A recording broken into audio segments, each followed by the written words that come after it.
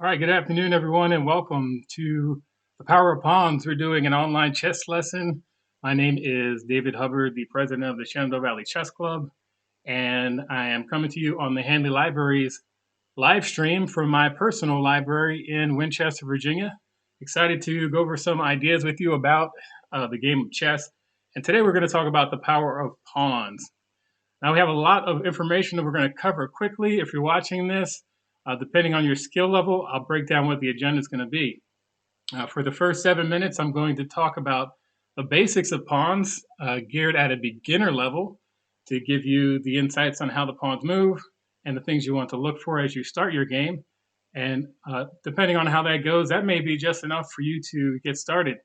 But after that, I'm going to go into a little bit more of the ideas for some advanced pawn moves like pawn promotion. And lastly, we're going to talk about the pawn structure, which is gets more into the theory and things of that nature. But we'll get started. And as you're watching this video, you probably won't pick up everything the first time around. We do have a YouTube channel at the Shenandoah Valley Chess Club page, so I'll drop that in there. And you're free to go back at your own pace, go through, set your own board up at home, and pause the video at any point so that you get a little bit more ideas as to what's going on here. So, all right, I think I'm all set here, and hopefully now we can go.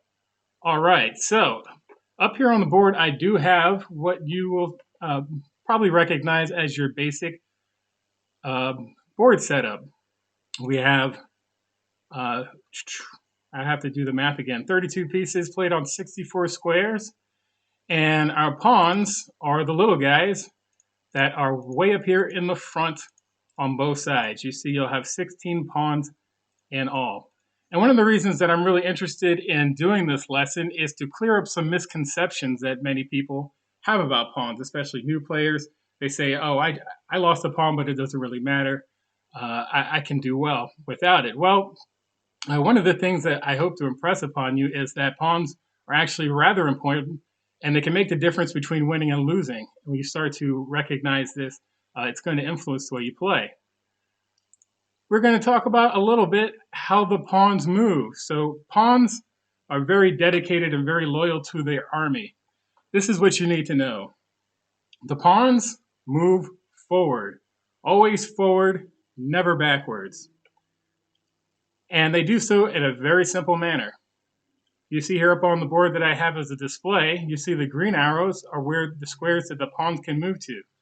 So in the beginning of the game, the pawn can move forward 1 square, or the pawn can also move forward 2 squares.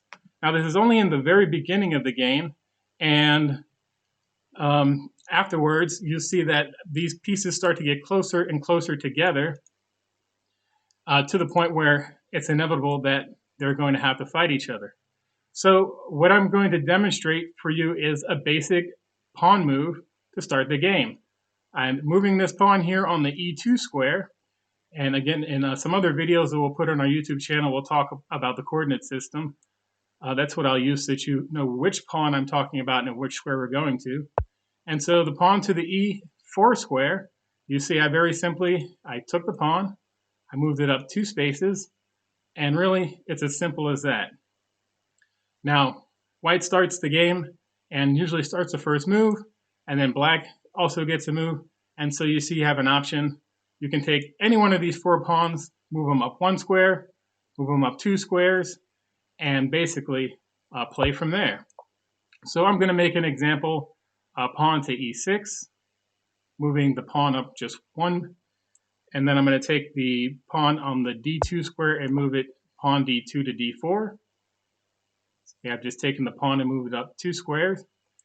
And now I'm going to take the black pawn and move it up to the D5 square. Now, we've already gathered that pawns can only move forward, never backwards. And you'll see here that the other thing we need to know about pawns is how they capture. They do so very simply on what we call the diagonal, meaning the only times the pawns do not move forward in a straight line is when they're moving to capture. And to do that, a piece has to appear on one of the adjacent diagonal squares, at which point the pawn can move over one square forward, but also on the diagonal, and capture, just as I've just demonstrated on the board. Likewise, the opponent can capture back. And you see I've taken this pawn that's on the E6 square, and I've captured on the D5 square, a pawn for a pawn. Simple as that. Now, believe it or not, I've just given you everything that you need to form the very basics of your fundamental chess thinking. For new players, this is one concept that I like to use quite frequently, and this is what I call the pawn battle. Now, when you're starting to learn chess, a lot of people think, I can't learn it because there's too many rules and things of that nature. Well, excellent. One of the things that I didn't learn until much later is that you can take the game and kind of break it down into little pieces. And so that's what we do here with what we call the pawn battle. It's so simple, you can teach a 5-year-old or a 6-year-old using just these pieces, and believe me, they'll pick it up right away. So in your pawn battle, you'll see that I've removed all of the other all the other major pieces, and I've just left a row of pawns on each side. In this case, I have the king because the computer won't recognize what we're trying to do without it. But all you need to do is start playing move by move. And as you're starting to work through what your opponent's doing, you're going to see very quickly some of these ideas of chess thinking start to reveal themselves. So very briefly, what do I mean by that? Well, you have 8 different pawns, and you have a multitude of squares that each one of them can move to. But as I start to change this board up, you're going to see sooner or later, we're going to have some conflict. And now we're going to have to be wise about how we move forward. So very simply, you can play this way, and it teaches you the very basics. Looks like I have black's move here. You'll start asking yourselves, okay, if I move this pawn forward 1 square, what's going to happen to me? And you can start to calculate on a very simple scale what your opponent's going to do and how you should respond. So what I mean by that is pawn to g5, and now you can start to just play with these very simple captures and go from there. Now we have black to move, and let's say I was to move this pawn up 1 square and went to h6. Well, immediately you might recognize that if I go to the h6 square, this pawn here on the g5 square is going to capture me right away. So I might not want to do that. Instead, I can look at these other pawns and maybe find a better move. And believe it or not, that is really the fundamentals of what we're talking about when we talk about move selection. So try that on your own. And again, you can play it as many times as you like. And as you get through it, you're going to start to see that you can actually start learning chess on a simpler scale when you know what to look for. This is another example of a mini game that I pulled up here on the board. Hey Ryan, I see you joining us today. Thanks for hanging out today. This is what we call a mini game, and again, I've taken the majority of the pieces off the board, and I've just left a few of the major pieces. Now, again, instead of trying to process what all 32 pieces are trying to do at once, you can set it up any way you want and then play from here, and you might find that game a little bit more manageable. Last note for parents that are playing with new kids, if you want to encourage the way that they play and things of that nature, meaning, you may know a lot more about the game than they do. If you find yourself in a position that you're winning and winning in a very big way, try turning the boards around and have your child or your student play from the stronger position and see if you can still hold the game for a win. It makes it challenging for both sides, so that's just some really cool ideas that you might want to try. All right, we're at 10 minutes. We're going to level up just a bit. One of the things that I love about pawns is that they can attack. They do it all. They attack, they defend, and they even have some special powers such as promotion and en passant, which we don't even have time to go into, but I guess I'll circle back to that some other time. Here we have an example on the board of what one pawn can do against 2 knights, which are obviously bigger and much more powerful than them. So the question on the board in this very simple puzzle is white to move, and how does white win?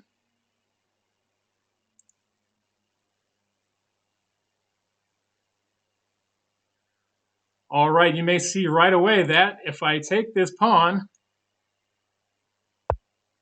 move him up 1 square, now I am attacking two pieces at once, and the pawn can fork and make a big attack just like anybody else can.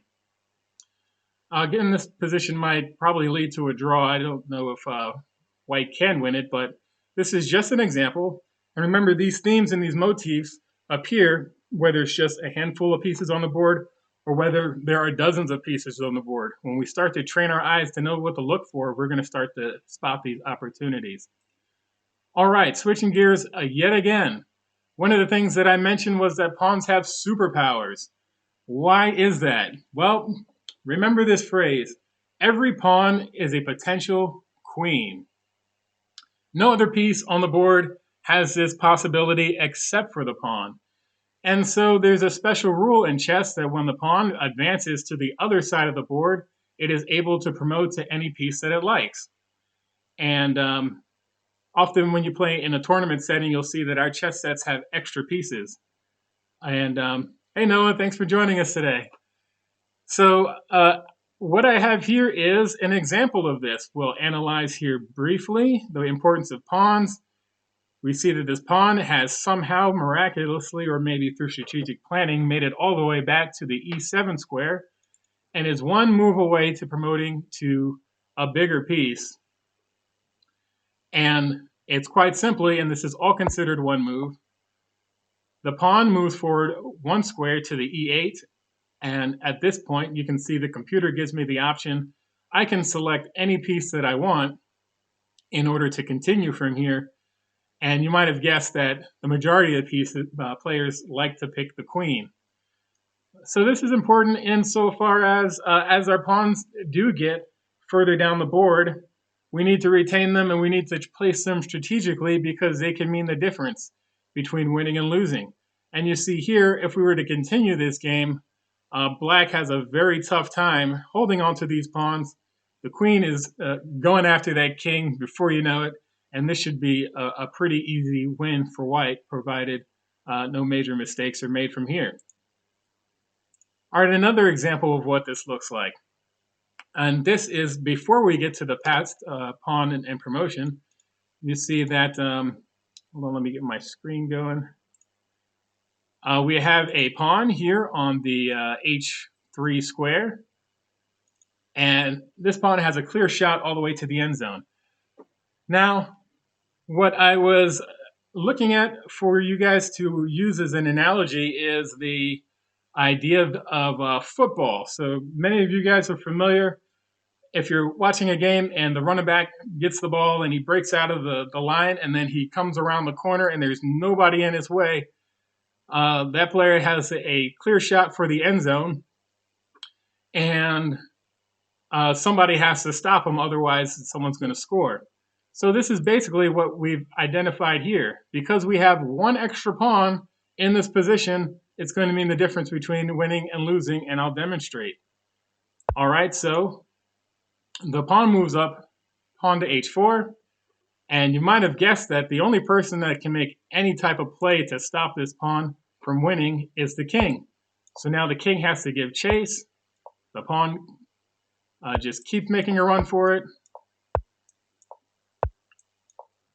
Eventually, the pawn does get tackled, but it does so by giving up space for this king to come in and start wiping out all of these pawns and then driving his army into the end zone.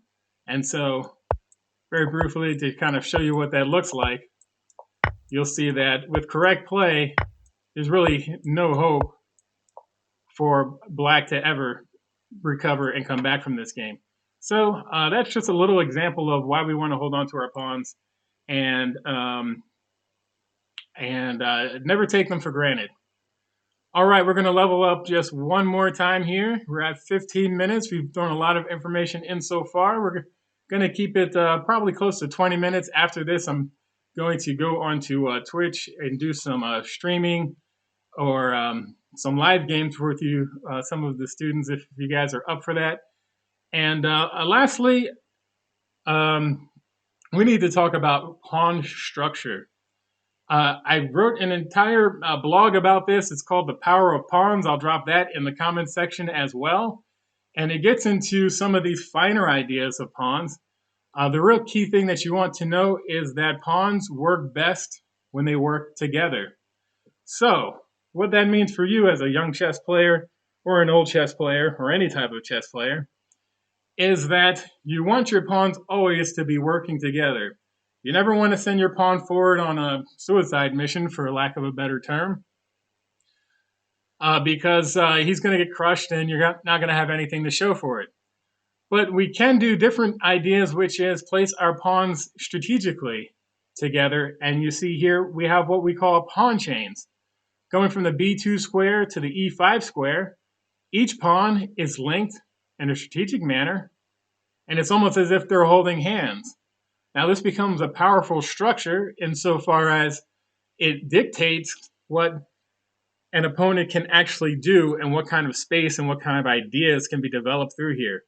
We see black also has a pawn chain from the b7 to the d5 diagonal, and a second pawn chain from the f7 to the h5 diagonal. Now, imagine that you had bishops in this type of configuration. Who do you think is going to be more powerful? Suppose, and I don't have the ability to interact here, but suppose I had a light square bishop. You would see that this light square bishop would have a lot more freedom to move around in between where the white pawns are. And if I had a dark square bishop, maybe not so good because I'll keep running into my own guys. But if I get to my opponent's side of the board, a dark square bishop can move a lot more fluidly. And so understanding how to position your pawns will inform your strategy and lead to much, much better outcomes. So just file that in the back of your mind. As you get into openings, different types of openings, stress different types of pawn structures. And really, there's only a handful of them that you just need to recognize. And the more you play them, the more you get comfortable. But pawn structure demonstrates how the pawns are powerful when they work together. All right, we are moving along much faster than I thought. But I always like to up the ante one last time with a really, really hard, challenging puzzle. And this is a fun one that actually was submitted to our Shenandoah Valley Chess Club Facebook group recently. So thank you very much for that. And the idea is a pawn makes the difference in this entire game. And we actually had a good conversation about this.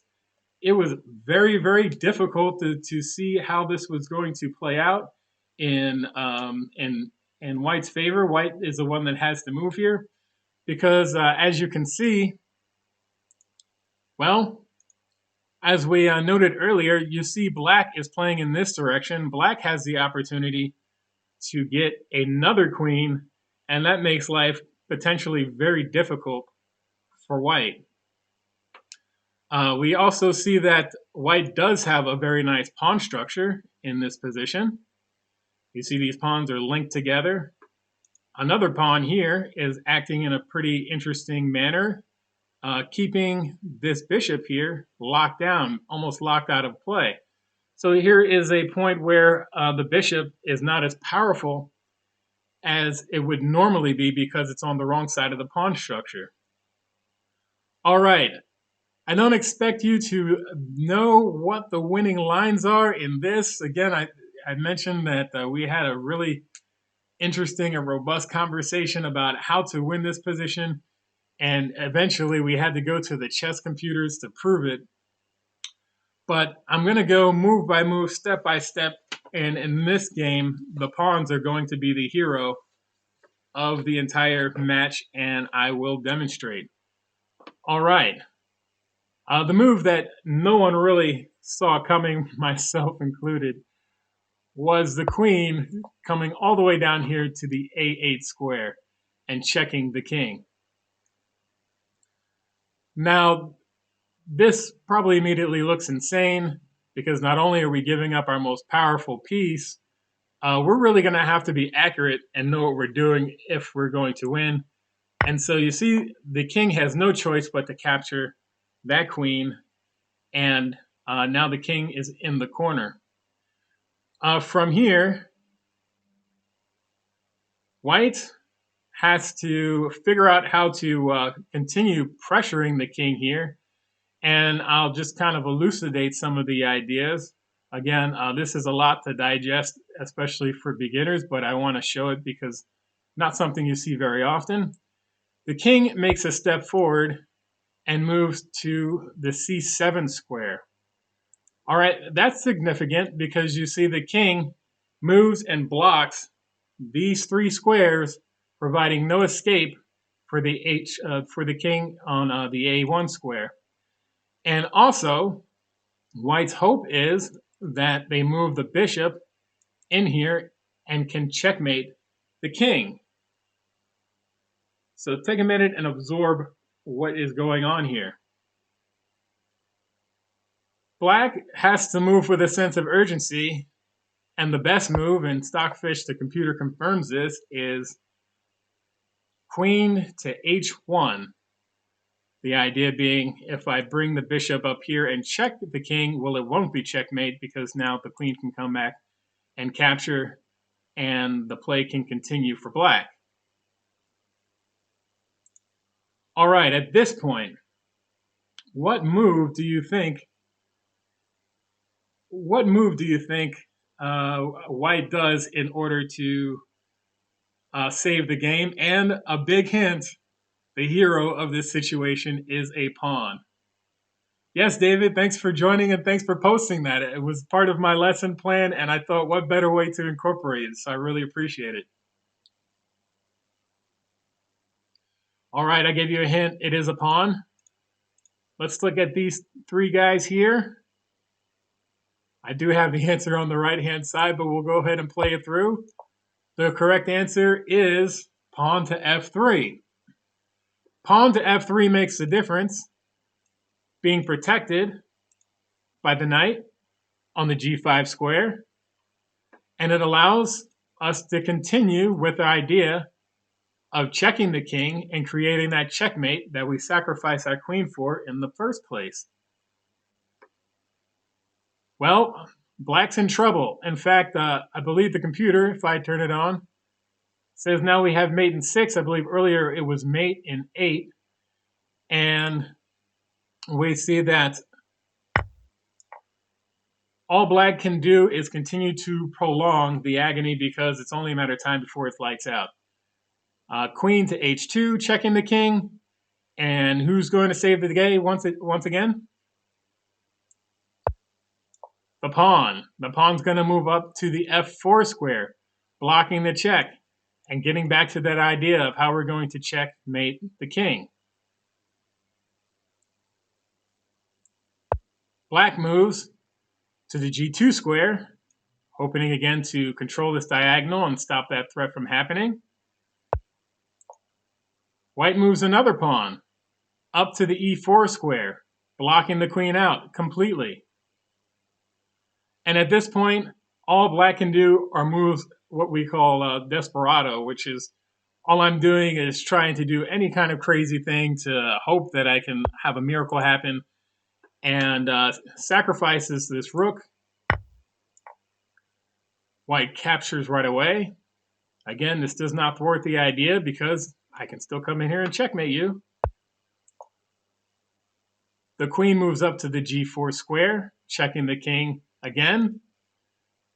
And if you've been paying attention the last few, you know that here is how we're going to stop that. It's going to be a pawn yet again to the f5 square, allowing me to continue.